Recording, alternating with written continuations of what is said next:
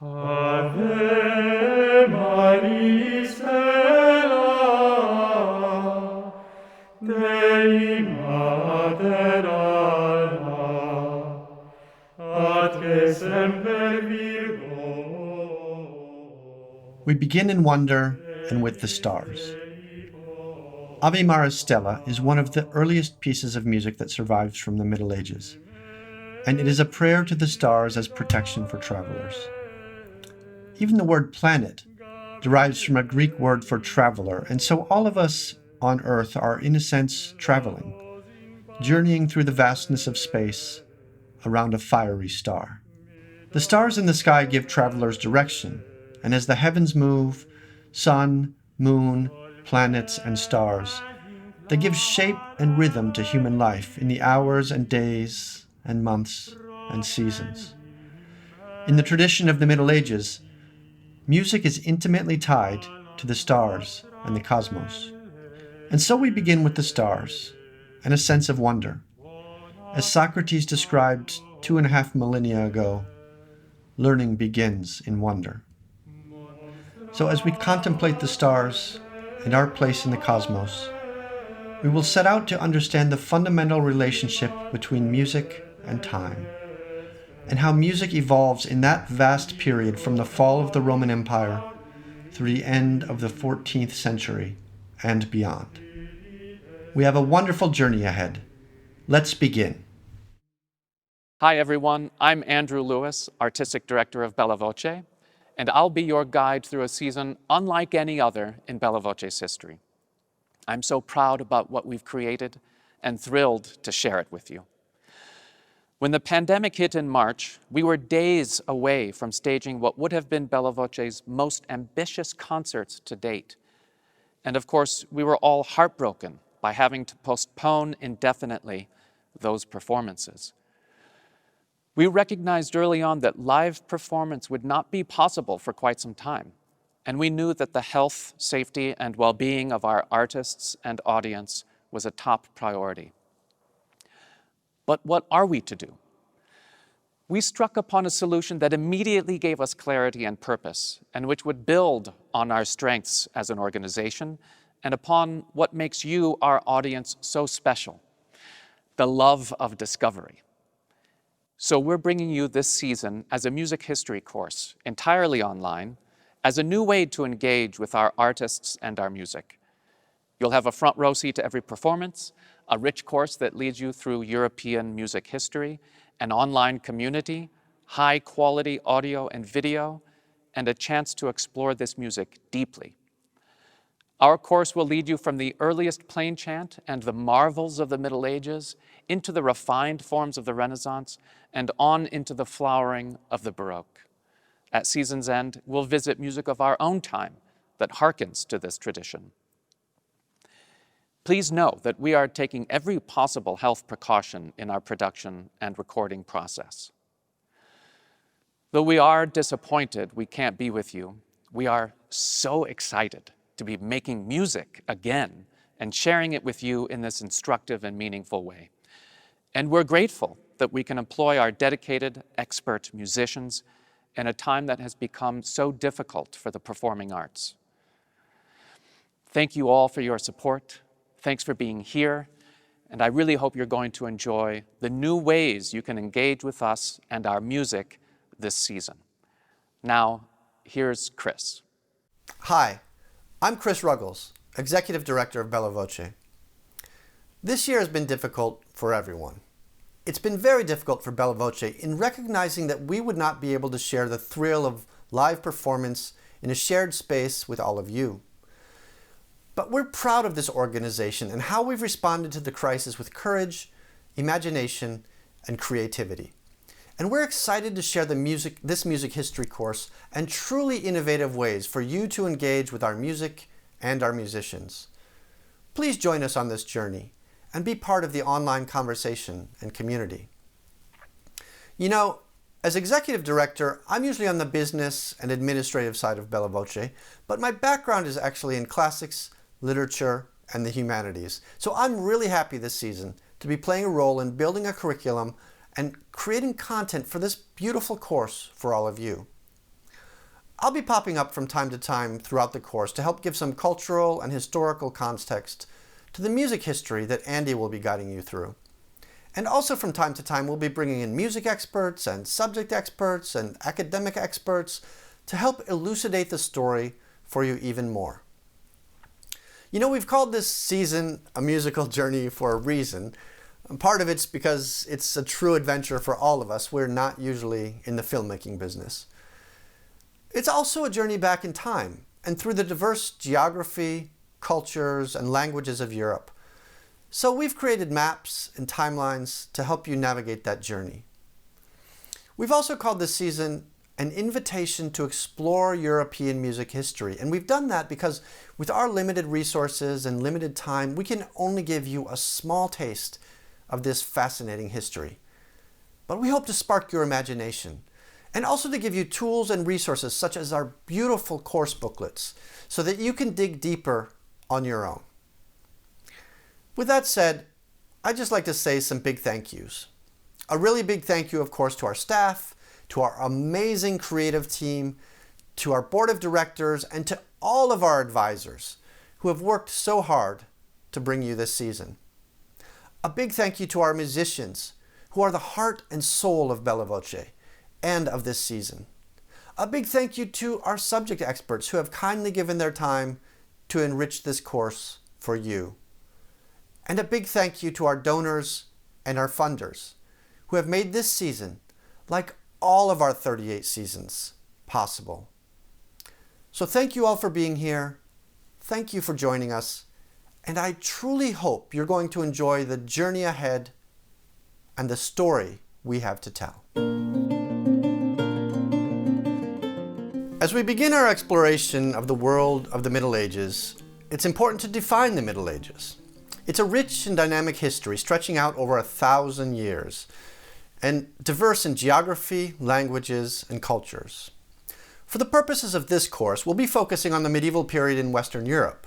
But of course there are rich medieval histories throughout the world, including Africa, the Middle East, Central Asia, India, of course the great Tang and Song dynasties of China, the Japanese courts at Nara and Heian, and great flourishing civilizations throughout Asia and the Americas. Would that we had world enough and time. Even when we return to this timeline to focus our attention on Eurasia and the threads that intertwine to tell the story of the European Middle Ages, we can see that it's complex. There are many ways to define this period, but for the purposes of this course, we can mark medieval history from the fall of the Roman Empire in the 5th century through the fall of the Eastern Roman Empire or the Byzantine Empire in 1453. Over this period, we can see that a rich tapestry emerges in Eurasia. In Northern Europe, there's the story of the Vikings. In Eastern Europe, the empire of the Huns and of the Sarmatians gives way to a period of migrations, followed by the establishment of Rus and Kievan Rus and the birth of Russia. In Iberia, we see that the Visigoths have already overrun the Roman Empire by the 5th century, and later invasions by Muslim powers from the 8th century made for a scientifically advanced and culturally rich region. The Byzantine Empire endures throughout this period, losing territory towards the end to the Ottoman Turks. In this course, our focus will be even more narrow, essentially following the threads of Western Europe, the Apennines, and the British Isles. Another way to visualize this history is through maps. Let's quickly tour the evolution of 1,000 years. In the year 200 of the Common Era, we can see that the mature Roman Empire has brought peace and stability of the Pax Romana to all of the Mediterranean and Europe, all the way to the borders of the Rhine and Danube rivers. By 500 CE, the Roman Empire has fallen, and Europe is controlled by Germanic tribes. Note especially the growing power of the Franks. Byzantium, or the Eastern Roman Empire, persists in the east. In the 8th century, the Franks have come to dominate much of modern France, and the Iberian Peninsula has been taken over by Islamic powers. By the 10th century, the Holy Roman Empire, which came into being with the crowning of Charlemagne in Rome in the year 800, has come to dominate Europe. And by the 13th century, where we'll end this first chapter, the Holy Roman Empire, France, and England have all unified major territories.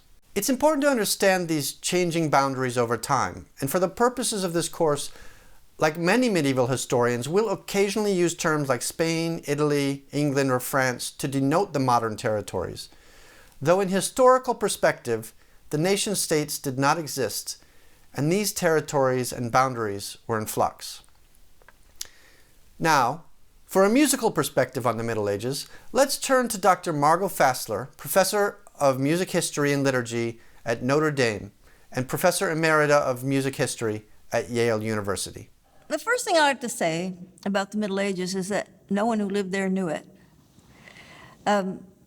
We look at the Middle Ages as a group of centuries, starting usually in around 600 and going through to around 1400, 1450. That's a long time. And so the first mistake that is often made with studying the Middle Ages is to think of it as monolithic, as an entity. And of course, every culture in the world has its own period of time that you might call the Middle Ages, but it changes constantly. And there's a great deal of variety from place to place, location to location, constant change in how people think about things, and what the major texts that people are engaged with, and of course, also in music. Far from it being a dark age where we hear single voices crying out, we have a period of great flowering of contact across different cultures. While in the public mind, the idea of the Crusades may be fossilized, that this is a period of exclusive conflict between these cultures. In fact, the Crusades occurred for many different political reasons, starting in many different places. And as much bloodshed as there was also the bringing back of new scientific, musical, mathematical life that then got transformed into the best of both sacred and secular art of the periods. There's really nothing dark about the Middle Ages versus other periods. To begin any exploration of medieval music, we must first go even further back, in fact, way back to classical antiquity. Dr. Margot Fassler tells us in her marvelous tome, Music in the Medieval West, that only a handful of written music survives from that classical antiquity. Yet the evidence of its importance in society is seemingly all over the place. Music from the European Middle Ages was written down at a comparably very early time. So you start having pieces written down in some kind of notation already in the 9th century, in the first half of the 9th century, so that's in the 800s. And because of the development of notational practice, that means that we can transcribe thousands of melodies from the 9th and early 10th century with securely heightened pitches. So that means that we have an enormous repertory of written music to study and to think about that is not like any other repertory of music, or repertories of music, I should say, from the entire world. So it makes it especially interesting to study because of its ancientness and because of its early written practice. Medieval musicians almost certainly did not have access to those fragments, and so had to rely on treatises and written descriptions of the music, as well as using the natural flow and meter of the text to try to recreate this ancient practice. And at first, for quite some time, this music flourished as an oral tradition, which relied heavily on a person's ability to memorize huge repertories of melody. We call this melody plain chant or plain song, from a 13th century term, cantus planus. The first music that we have is chant. That is the music of the Church, of the Roman Catholic Church.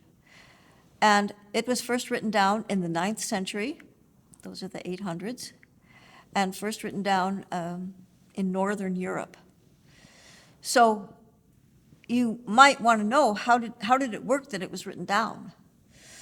Well, before the time of writing down, we're pretty sure that music was circulated from culture to culture and place to place through melody types. And what changed in the course of the 9th century is a new system of theory of scales called the modes. And so you have a kind of collision of two different ways of thinking about music. But both of them are highly dependent on an art of memory. One of the most important scholars, medievalists, to write in recent decades is Mary Carruthers.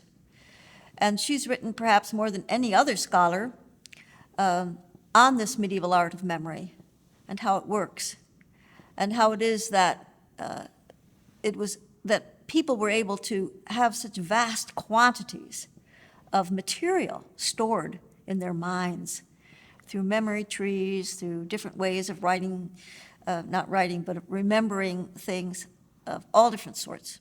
What is plain chant? Plain chant is monophonic in texture. It's just one musical line as opposed to the other main textures of homophony, the same sound, two or more lines moving in the same rhythm, and polyphony, two or more lines moving in rhythmic independence. Our first example, Ave Maris Stella, is a monophonic hymn. The text is strophic and was associated with various tunes. The one that has become most prominently associated with it was not written down until the 10th century in southern France. There's something marvelous about this melody with this text. In lines 1 and 3, the musical stress does not line up with the syllabic stress of the Latin. Let me speak and sing it for you in exaggerated fashion. Ave Maris Stella, Dei Mater Alma, atque semper Virgo, Felix Celi Porta. Ave Maris Stella, Dei Mater Alma, atque semper Virgo, Felix Celi Porta.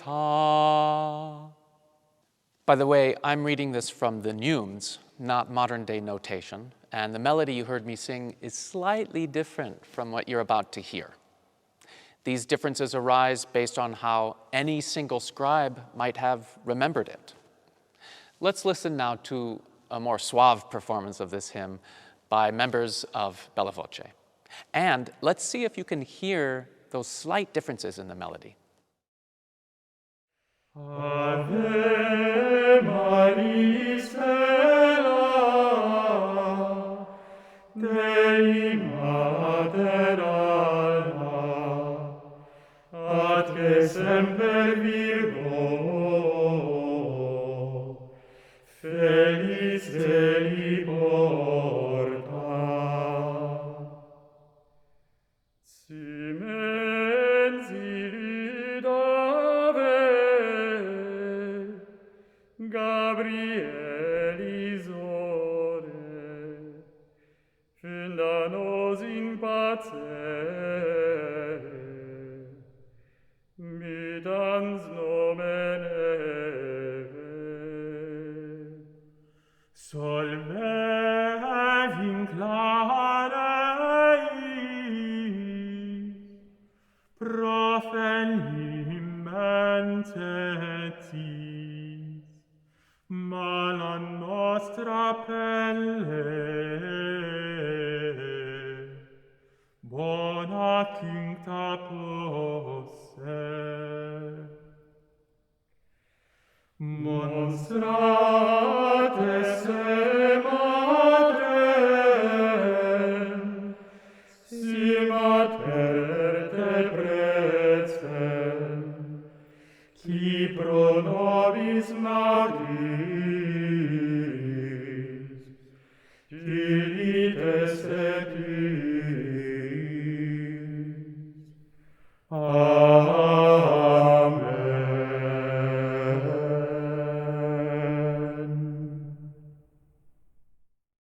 I hope you've enjoyed this first work. Next time, we'll dive deeper into the enormous repertory of plain chant and investigate how chant marked time in the medieval world.